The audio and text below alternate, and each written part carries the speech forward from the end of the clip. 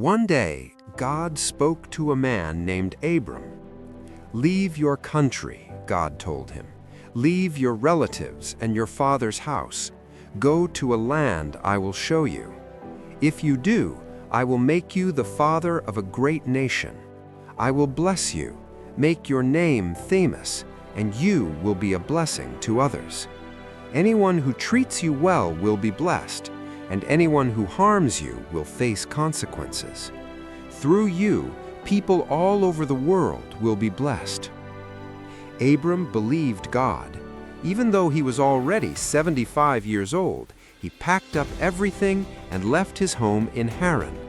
His wife, Sarai, went with him, along with his nephew Lot, their workers, and all their possessions. They traveled until they reached the land of Canaan. A promise in a new land. Abram moved through the land until he reached a place called Shechem, near the oak trees of Moreh. At that time, the Canaanites were already living there. God appeared to Abram again and said, "This land will one day belong to your descendants." Abram was so grateful that he built an altar there to worship God. After that, he moved on to the hill country between Bethel and Ai. He set up his tents there and built another altar, praying and worshiping God again. Then Abram continued traveling south. Trouble, a famine. Soon, a severe famine struck the land. Food became scarce, so Abram decided to go to Egypt for a while until the famine passed. As they approached Egypt, Abram grew worried. "Sarai," he said to his wife, "you are very beautiful. When the Egyptians see you, they might want you for themselves. If they know you're my wife, they might kill me so they can take you." So Abram came up with a plan. "Please tell them you are my sister," he said.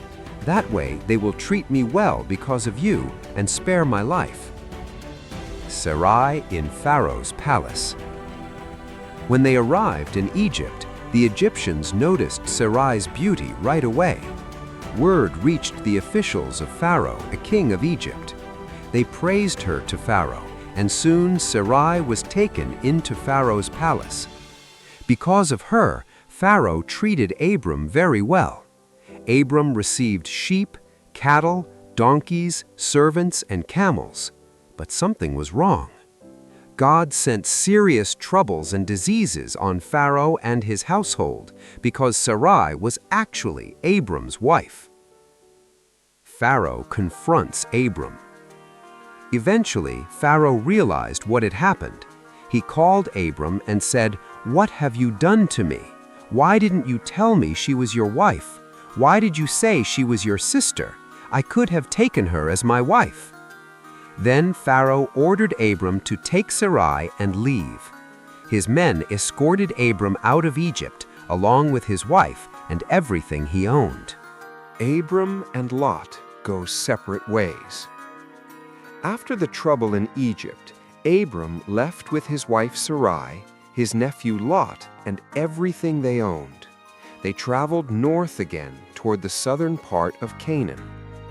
By this time, Abram had become extremely wealthy. He had large herds of animals, plenty of silver, and a lot of gold. They continued traveling until Abram reached the place near Bethel where he had camped earlier, between Bethel and Ai. It was also the place where he had once built an altar to God. When Abram arrived there again, he worshipped God.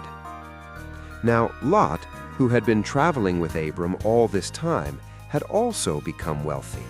He had his own flocks, herds, and servants. But there was a problem. Both Abram and Lot had so many animals that the land couldn't support them all together. Their herds needed grass and water, and there simply wasn't enough space. Soon, the herdsmen who worked for Abram started arguing with the herdsmen who worked for Lot. Tension grew between them. At the same time, other groups of people, the Canaanites and the Perizzites, were already living in the land. Abram didn't want family conflict. So he spoke to Lot and said, "Let's not have fighting between us or between our herdsmen. After all, we're family. The whole land is in front of us. Let's separate. If you go to the left, I'll go to the right. If you go to the right, I'll go to the left." Lot looked around carefully. When he looked toward the Jordan Valley, he saw that it was beautiful and well-watered everywhere. The land was rich and green, almost like a garden. It reminded him of the fertile land of Egypt. So Lot chose that entire region for himself. He packed up his camp and moved east toward the cities in the plain. That was how Abram and Lot separated. Abram stayed in the land of Canaan, while Lot settled near the cities in the valley and pitched his tents close to the city of Sodom. But the people living in Sodom were extremely wicked and did many terrible things in God's sight. After Lot left, God spoke to Abram again. "Look around you from where you are," God said. "Look north, south, east, and west. All the land you see I will give to you and your descendants forever. I will make your descendants as numerous as the dust of the earth. If anyone could count the dust on the ground, then they could count your descendants." Then God said, "Get up and work through the land. Travel its length and its width, because I am giving it to you." So Abram moved his camp again and settled near the great trees of Mamre, close to Hebron. And there, once again, Abram built an altar and worshipped God. Abram goes to war to rescue Lot. Around this time, several powerful kings in the region became involved in a major conflict. There was a group of 4 kings: Amraphel, king of Shinar; Arioch, king of Elasar; Chedorlaomer, king of Elam; and Tidal, king of nations. For 12 years, 5 other kings, including the kings of Sodom and Gomorrah, had been under the control of Chedorlaomer. But in the 13th year, those 5 kings rebelled. Chedorlaomer and his allies were not going to let that rebellion go unanswered. In the 14th year, they launched a military campaign across the region. As they marched, they defeated several tribes and peoples along the way: the Rephaim, the Zuzim, the Amim, and the Horites in the mountains of Seir. They continued through the wilderness and defeated other groups as well, including the Amalekites and the Amorites. Eventually, they reached the area known as the Valley of Siddim, where the 5 rebellious kings gathered their armies. The kings of Sodom, Gomorrah, Admah, Zeboim, and Bela, also called Zoar, joined together to fight against the 4 invading kings. The battle began in the valley, which was full of tar pits, but the 5 kings were defeated. As the armies of Sodom and Gomorrah fled, some of their men fell into the tar pits, while others escaped into the mountains. The victorious kings plundered the cities of Sodom and Gomorrah, taking all their goods, food, and possessions. Among the captives they carried away was Lot, Abram's nephew, who had been living in Sodom. They also took everything Lot owned. One man managed to escape and came to tell Abram what had happened. At that time, Abram was living near the oak trees of Mamre. Mamre and his brothers Eshcol and Aner were allies of Abram.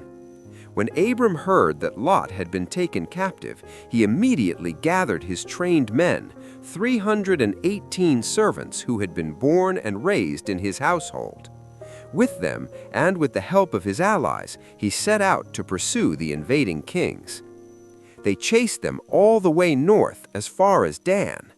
Then Abram divided his forces and attacked them during the night. The surprise attack worked. Abram and his men defeated them and chased the survivors as far as Hobah, north of Damascus. After the victory, Abram recovered everything that had been taken.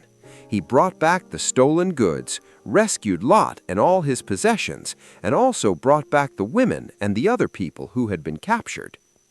When Abram returned from the battle, the king of Sodom came out to meet him in the valley of Sheva, also known as the King's Valley. Another king also came out to meet Abram, Melchizedek, the king of Salem.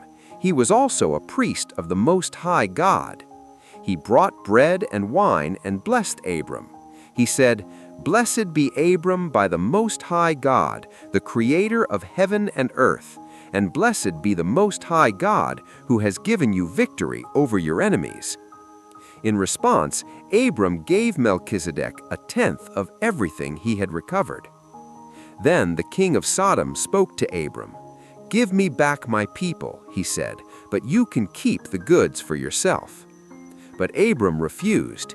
He said, "I have sworn an oath to the Lord, the Most High God, the creator of heaven and earth, that I will not take anything that belongs to you, not even a thread or a sandal strap. I don't want you to be able to say that you made Abram rich." However, Abram allowed the men who had helped him, Aner, Eshcol, and Mamre, to receive their share of the spoil, and his own young men kept what they had already eaten. And with that, the matter was settled. God makes a covenant with Abram. Sometime after Abram rescued Lot and returned from the battle, God spoke to him in a vision. "Abram, don't be afraid," God said. "I am your shield, and your reward will be very great." But Abram still had something troubling his mind. He said, "Lord God, what can you really give me? I still have no child. Since I have no son, the person who will inherit everything I own is my servant Eleazar from Damascus." Abram continued, "You haven't given me any children, so someone born in my household will end up being my heir." But God spoke to him again. "That man will not be your heir," God said. "Your heir will be a son who comes from your own body." Then God took Abram outside and said, "Look up at the sky and try to count the stars if you can. That's how many descendants you will have." Abram believed what God told him, and because Abram trusted him, God counted that faith as righteousness. Then God reminded Abram, "I am the Lord who brought you out of Ur of the Chaldeans, so that I could give you this land as your possession." Abram asked, "Lord God, how can I know for sure that I will inherit it?" So God told him to prepare a special sacrifice. "Bring me a 3-year-old cow, a 3-year-old goat, a 3-year-old ram, a dove, and a young pigeon." Abram brought all these animals. He cut the larger animals in half and placed the halves opposite each other, creating a pathway between them. But he did not cut the birds in half. As the day went on, birds of prey kept trying to land on the carcasses, but Abram drove them away. As the sun began to set, Abram fell into a deep sleep. A terrifying darkness came over him. Then God spoke to him. "You should know this for certain. Your descendants will live as strangers in a land that does not belong to them. The people there will enslave them and treat them harshly for 400 years. But I will judge the nation that enslaves them. Afterward, your descendants will come out of that land with great wealth. As for you, you will live a long life and die in peace at a good old age. In the 4th generation, your descendants will return here, because the wickedness of the Amorites who live in this land has not yet reached its full measure." When the sun had completely set and darkness covered the land, something unusual appeared. Abram saw what looked like a smoking fire pot and a blazing torch pass between the pieces of the animals. In that moment, God made a covenant with Abram. He said, "I am giving this land to your descendants, from the river of Egypt all the way to the great Euphrates River. The land where the Kenites, Kenizzites, Cadmonites, Hittites, Perizzites, Rephaim, Amorites, Canaanites, Girgashites, and Jebusites now live will belong to them. And that was the day God formally established his covenant promise with Abram.